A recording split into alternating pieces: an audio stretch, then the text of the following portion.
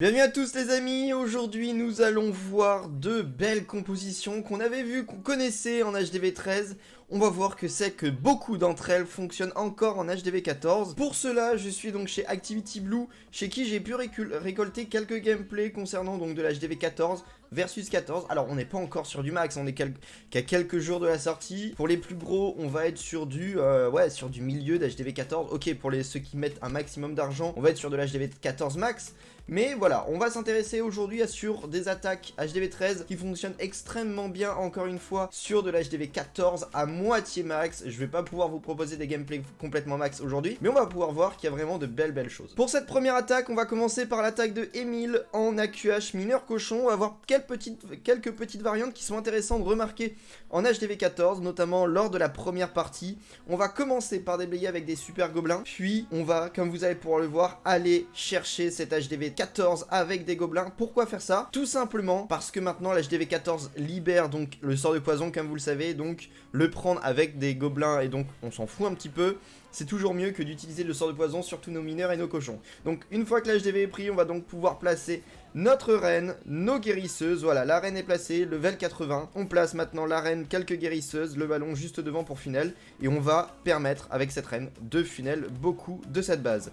On a quand même le super sapeur au level maximum, ce qui va nous permettre d'ouvrir sur le côté et donc faire rentrer la reine encore plus dans le compartiment afin de faire sortir le CDC et d'aller chercher la TDE ainsi que sûrement la reine. La reine, on voit bien qu'elle va chercher la TDE. La TDE, c'est bon, va être prise. On envoie maintenant la caserne ainsi que le roi au niveau de l'ouest de la base.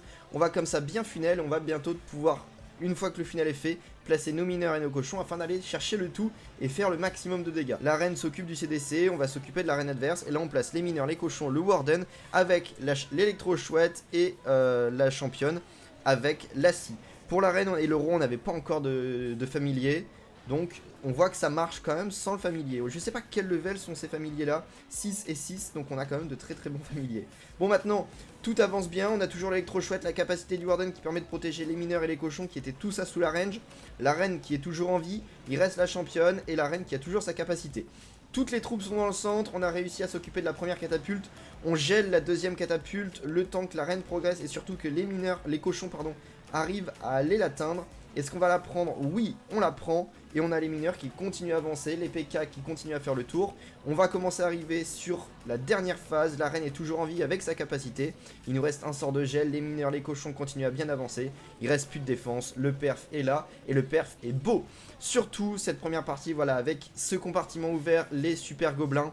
Extrêmement intéressant, pensez-y maintenant en HDV 14. On a donc vu l'attaque en AQH mineur cochon, maintenant on va s'intéresser sur de la super sorcière. Ça marchait très bien en HDV 13, on l'avait vu, maintenant voyons voir comment ça fonctionne en HDV 14. Si c'est là, c'est que ça va perdre effectivement, mais on va voir comment est-ce qu'il va attaquer. On déblaye avec quelques super gobelins, le ballon afin de déminer au niveau les guérisseuses, et on a le warden qui avance. Je tiens à signaler aussi que toutes les troupes sont max, et tous les héros sont max, ce qui vraiment ajoute quelque chose en plus. Là pareil, on n'a pas un village max, par contre contrairement au précédent, on a les défenses d'ouvriers qui sont là. Les défenses ouvriers, les bâtiments d'ouvriers sont là. Le warden, ce qui est intéressant, c'est qu'il va aller chercher l'HDV, on a le roi qui était placé un peu plus au nord afin de déblayer, et bien funnel la composition d'attaque à base de super sorcières. Une fois que tout est bien déblayé, on a l'ouverture dans le village qui va faire permettre aux super sorcières de rentrer dedans.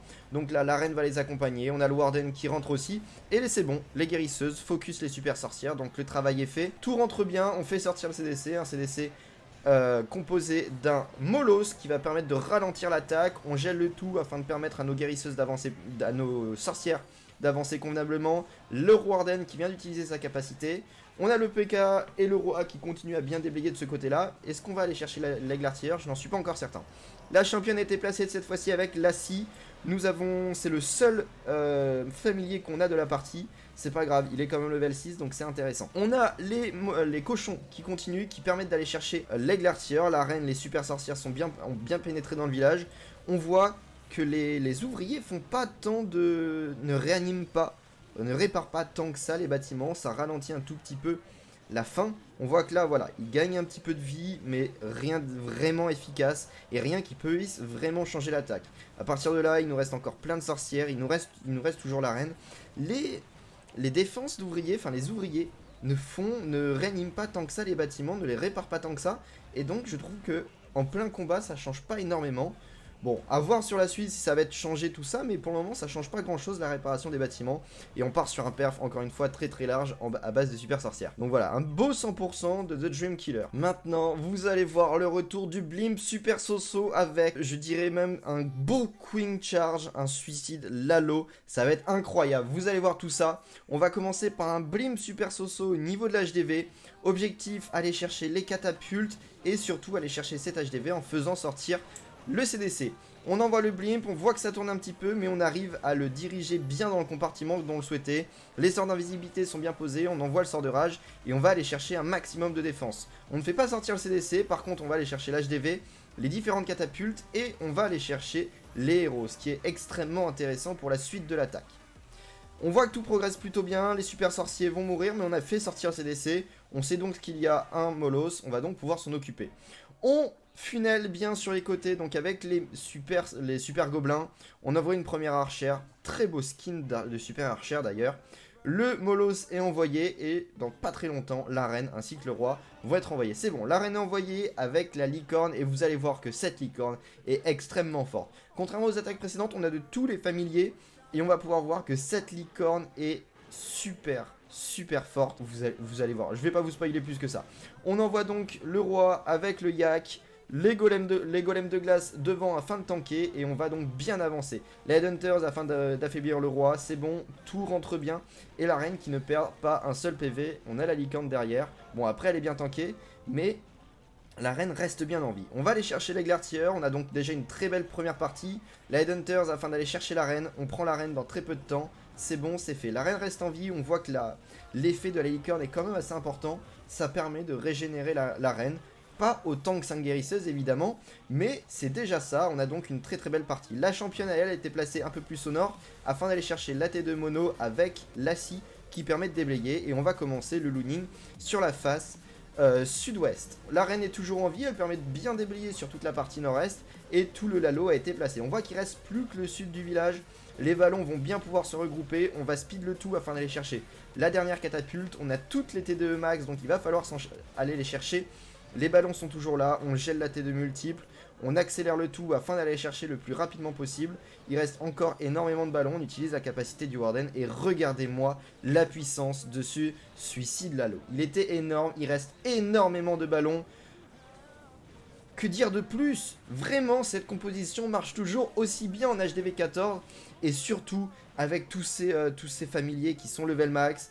Ces héros qui sont level max, enfin voilà, l'attaque était juste incroyable, ça perd super bien, très belle attaque de Jojo en suicide Lalo. Pour terminer cette vidéo, on va s'intéresser à une très belle attaque de Nibo en dragon. Le dragon est aussi là, voilà, on a vu la super sorcière, du Minoc, du Lalo, on voit du dragon, enfin énormément de compositions HDV 13 que vous utilisiez en HDV 13 sont encore disponibles en HDV 14, donc faites-vous plaisir, parfait, tout ça. Après effectivement, là on a quand même de très gros joueurs, les héros sont max, on a les pets qui sont presque tous là, on a les troupes qui sont max, enfin voilà. On a de bons joueurs, mais en face on a des bons villages aussi, donc il faut de ça. On fait sortir le CDC, super gargouille, on fait sortir le tout, et on va empoisonner. On a quelques super gargouilles, mais en soi, regardez, l'électro-dragon va pouvoir s'en charger. La reine a été placée de l'autre côté aussi afin de pouvoir couper le village. Le bélier, le golem de glace permet aussi de bien tanker. Et on voit la licorne qui permet de revigorer un petit peu cette reine. Maintenant, on a envoyé les bats afin de tanker les dragons, les ballons ainsi que les dragons derrière. On va donc pouvoir avancer, l'électro-dragon qui permet de toujours funnel. Le roi, pareil, avec le yak de l'autre côté. On envoie ensuite le blimp afin d'aller chercher l'HDV et le sécuriser. L'électro-chouette qui fait quand même le taf et qui est très intéressante. On active la capacité du Warden afin que le blimp aille bien chercher l'HDV. Et on voit que les dragons progressent très bien. La reine fait le tour, on voit l'utilité de la licorne, bien qu'elle soit pas la plus forte, elle permet de bien revigorer le tout et c'est très intéressant. Là, on a même 2 familiers sur cette championne, donc elle va être très forte.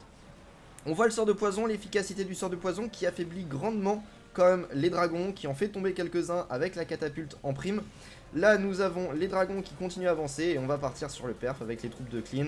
La championne qui utilise sa capacité, qui perf énormément, enfin qui tue énormément de bâtiments. Enfin voilà, encore une fois, une très très belle composition qui marche toujours autant. Donc j'espère vraiment que la vidéo vous a plu les amis. Ça m'a vraiment fait plaisir de voir tous ces beaux gameplays. Dites-moi ce que vous en pensez si vous voulez voir beaucoup de gameplay en HDV 14 et que je vous présente plus précisément telle ou telle composition dans certaines vidéos. En tout cas, si ça vous a plu, n'hésitez pas à mettre un pouce bleu, venir sur Discord, Twitter et vous abonner à la chaîne si vous ne l'êtes toujours pas. En tout cas, je vous dis à la prochaine tout le monde, bye.